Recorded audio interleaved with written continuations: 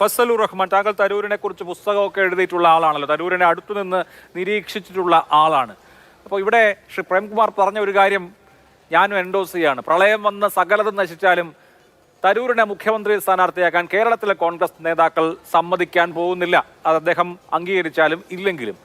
തരൂർ എന്ത് ചെയ്യും? തരൂർ പറയുന്നത് എനിക്ക് മറ്റു കാര്യങ്ങളുണ്ട്. അദ്ദേഹം ഉദ്ദേശിക്കുന്നത് അദ്ദേഹത്തിന് പ്രഭാഷണം നടത്താം, ലെക്ചേഴ്സ്, എഴുത്ത്. അദ്ദേഹം വിലയുള്ള ഒരാളാണ് എന്ന് പറഞ്ഞാൽ ലക്ഷക്കണക്കിന് രൂപ മാസം ഇതുവഴി തന്നെ സമ്പാദിക്കാൻ കഴിയുന്ന ആളാണ്. ആഗോള തലത്തിൽ അദ്ദേഹത്തിന് വേദികളുണ്ട്. അദ്ദേഹം രാഷ്ട്രീയം പൂർണ്ണമായും ഉപേക്ഷിച്ച് കൂടുതൽ അതിൽ കോൺസെൻട്രേറ്റ് ചെയ്യാം, വേണമെങ്കിൽ ഒരു ഓപ്ഷനായി സ്വീകരിക്കാം എന്നുള്ള നിലയിൽ. അതിനപ്പുറത്ത് ശശി തരൂരിന് കോൺഗ്രസിൽ ഇനി എന്തുണ്ട്? അദ്ദേഹം AICC പ്രസിഡന്റ് ആവാൻ മത്സരിച്ചു. അദ്ദേഹത്തിന് 10% വോട്ടാണ് ലഭിച്ചത്. അദ്ദേഹത്തെ കഴിഞ്ഞ തവണ 2019 വലിയ പരാജയം കോൺഗ്രസിനുണ്ടായപ്പോൾ പാർട്ടിയുടെ പാർലമെന്ററി പാർട്ടി ലീഡറായി തെരഞ്ഞെടുക്കുമെന്ന് അദ്ദേഹത്തിന് പ്രതീക്ഷയുണ്ടായിരുന്നു. അദ്ദേഹം അത് ആഗ്രഹിച്ചിരുന്നു, അദ്ദേഹം അത് സംസാരിച്ചിരുന്നു. പക്ഷേ അധിർ രഞ്ജൻ ചൗധരിയെ പോലൊരു നേതാവിനെയാണ് കോൺഗ്രസ് ഓപ്റ്റ് ചെയ്തത്. പാർലമെന്ററി പൊളിറ്റിക്സിൽ നമുക്കറിയാം, സഭാതലത്തിലെ പ്രകടനം വെച്ച് നോക്കിയാൽ തരൂരിനെ പോലെ ഒരു ഒറേറ്റർ വേറെ ആരുമില്ല. എന്നിട്ടും അധിർ രഞ്ജൻ ചൗധരിയെ പോലെ ലോ പ്രൊഫൈൽ എന്ന് നമുക്ക് പാർലമെന്ററി രാഷ്ട്രീയത്തിന്റെ ടേംസിൽ പറയാവുന്ന ഒരാളെയാണ് ചൂസ് ചെയ്തത്. ഏറ്റവും ഒടുവിൽ അദ്ദേഹം KSU യൂത്ത് കോൺഗ്രസ് പോലെയുള്ള സംഘടനകളുടെ അതിന്റെ ചുമതല ആഗ്രഹിച്ചിരുന്നു. അപ്പോൾ രാഹുൽ ഗാന്ധിയുടെ മറുപടി അത് ആ പ്രസ്ഥാനങ്ങളിലൂടെ വളർന്നു വരുന്ന ആളുകളെയാണ് ഏൽപ്പിക്കാൻ സാധിക്കുക എന്നുള്ളതാണ്. ഒരു കേന്ദ്ര സഹമന്ത്രി പദം ഒഴികെ ഈ കഴിഞ്ഞ 1.5 പതിറ്റാണ്ടായി ആഗ്രഹിച്ചതൊന്നും തരൂരിന് കിട്ടിയിട്ടില്ല എന്ന ഒരു സാഹചര്യം പരിശോധിക്കുമ്പോൾ അദ്ദേഹം പതുക്കെ പ്രസംഗിക്കാൻ പോകേണ്ടി വരും എന്ന് നമുക്ക് ഊഹിക്കാമോ? കാരണം ഇനി തിരുവനന്തപുരത്ത് മത്സരിക്കാനില്ല ലോക്സഭയിലേക്ക് അദ്ദേഹം പറഞ്ഞു കഴിഞ്ഞു. എനിക്കിതിൽ സന്തോഷമുള്ളൊരു കാര്യം, നമ്മൾ ഇന്നലെ കണ്ടുകൊണ്ടിരുന്ന വാർത്തകളും അതിൽ നിന്ന് നമ്മൾ ഇന്നത്തെ ചർച്ച ചെയ്യുന്ന വാർത്തകളും തമ്മിൽ ഒരുപാട് അന്തരമുണ്ടെന്നുള്ളതാണ്.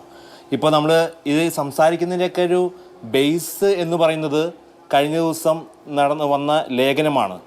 അതിനുശേഷം വന്ന തലക്കെട്ടുകൾ, ഇന്നലെ നമ്മൾ കണ്ട തലക്കെട്ട്, എനിക്ക് മുമ്പ് ഇവിടെ സംസാരിച്ച ശ്രീ പ്രേംകുമാർ അടക്കം ഉള്ള ആളുകൾ ചൂണ്ടിക്കാണിച്ച കാര്യം, അദ്ദേഹം ഇന്നലെ പറഞ്ഞ ചർച്ചയിൽ എനിക്ക് മുന്നിൽ മറ്റു ഓപ്ഷനുകൾ ഉണ്ടെന്നുള്ളതാണ്. അതായത് ഇന്നലെ എല്ലാ ചാനലിലും ബ്രേക്കിംഗ് ആയിട്ട് വന്നത്, ഒരു സാധാരണക്കാരൻ, അത് കോൺഗ്രസ്സുകാരനായിക്കോട്ടെ ഒരു സാധാരണ പൗരനായിക്കോട്ടെ, ആരാണെങ്കിലും അത് കാണുമ്പോൾ വായിക്കുന്നത് എന്തായിരിക്കും, എന്തർത്ഥമായിരിക്കും അതിന് കൊടുക്കുക?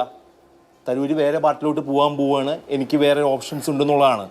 അങ്ങനെയല്ല എന്നുള്ളത് വ്യക്തമായിട്ട് ആ ഇൻ്റർവ്യൂവിൻ്റെ വീഡിയോ പുറത്തു വന്നപ്പോൾ എല്ലാവർക്കും മനസ്സിലായി. കാരണം അദ്ദേഹം പറയുന്നത്, എന്നെ പാർട്ടിക്ക് ഉപയോഗിക്കാം, ഇതില്ലെങ്കിൽ എനിക്ക് മറ്റു ഓപ്ഷൻ ഉണ്ട്. ഈ ഓപ്ഷൻ എന്ന് പറയുന്നത് എഴുത്താണ് അല്ലെങ്കിൽ പ്രഭാഷണങ്ങളാണ് എന്നുള്ളത് വ്യക്തമായിട്ട് വന്നു.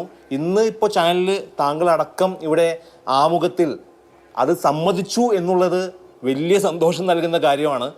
എനിക്കൊരു മാധ്യമങ്ങളോടൊരു റിക്വസ്റ്റ് ഉള്ളത്, ഇനിയെങ്കിലും ഞാൻ പറയുന്നത് ഇപ്പോൾ മാതൃഭൂമി എന്നുള്ളതല്ല കേട്ടോ, ഞാൻ പൊതുവെ ഇന്നലെ കണ്ടിട്ടുള്ള എല്ലാ ചാനലും ബ്രേക്ക് ചെയ്ത കാര്യമാണ്. അപ്പോൾ പൊതുവെ പറയാനുള്ളത്, വാർത്താ മാധ്യമങ്ങൾക്കുള്ള ഒരു ഇൻഫ്ലുവൻസ് വളരെ വലുതാണ്, പ്രത്യേകിച്ച് ഈ ദൃശ്യമാധ്യമങ്ങൾക്ക്. അപ്പോൾ ആ കൊടുക്കുന്ന ഒരു കോണ്ടന്റിനോട് കുറേയൊക്കെ ഒന്ന് ഒരു നീതി പുലർത്തുക എന്നൊന്ന് ഒരു റിക്വസ്റ്റ് ഉണ്ട്. ഇനി ഞാൻ സംസാരിക്കാം. ഇദ്ദേഹത്തിന് ഇപ്പോൾ തരൂരിനെ കഴിഞ്ഞ 1.5 പതിറ്റാണ്ടായിട്ട് പാർട്ടി അക്കോമഡേറ്റ് ചെയ്തിട്ടില്ല എന്നാണ് ഇപ്പോൾ പറഞ്ഞു വരുന്നത്. ഒരിക്കലും അങ്ങനെ പറയാൻ പറ്റില്ല. തരൂരിന് വേണ്ട പദവികൾ അദ്ദേഹത്തിന് കൊടുത്തിട്ടുണ്ട്. അദ്ദേഹം അതിൽ പലരും നന്നായിട്ട് പെർഫോം ചെയ്തിട്ടുണ്ട്. ഇപ്പോൾ നിലവിൽ അദ്ദേഹം CWC ഡിസർവ് ചെയ്യുന്ന പദവി ഒരു കേന്ദ്ര സഹമന്ത്രി പദവിയാണ്, തിരുവനന്തപുരം MPയും എന്നുള്ളതാണോ? അല്ല, പാർട്ടിക്ക് അധികാരമുള്ളപ്പോഴല്ലേ നമുക്ക് ബാക്കി പദവികളോട്ട് എത്തിക്കാൻ പറ്റുക. ഇപ്പോൾ അദ്ദേഹത്തിന് വളരെ ചുരുക്കമുള്ള പ്രതിപക്ഷത്തിനുള്ള വളരെ ചുരുക്കം സ്റ്റാൻഡിംഗ് കമ്മിറ്റി ചെയർമാൻമാരിൽ അദ്ദേഹത്തിന് വിദേശകാര്യം എന്ന് പറയുന്ന ഒരു നല്ല പോർട്ട്ഫോളിയോ ഉള്ള ഒരു സ്റ്റാൻഡിംഗ് കമ്മിറ്റിനെ തന്നെ കൊടുത്തിട്ടുള്ളത്. അത് ഈ പറഞ്ഞ കാലഘട്ടങ്ങളിലെല്ലാം അദ്ദേഹത്തിന് സ്റ്റാൻഡിംഗ് കമ്മിറ്റി ചെയർമാൻ സ്ഥാനം കൊടുത്തിട്ടുണ്ട്. Party accommodate ചെയ്യാതിരുന്നിട്ടില്ല.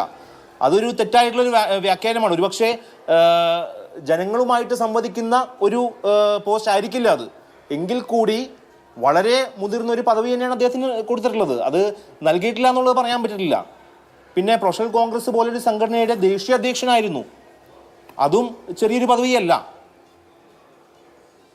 ശരി, പദവി കൊടുത്തിട്ടുണ്ടെന്നാണ് താങ്കളുടെ വാദം. ശ്രീകുമാർ മനയിൽ, ശശി തരൂർ വാദമല്ല, അതാണ് യാഥാർത്ഥ്യം. ശരി, ഓക്കെ.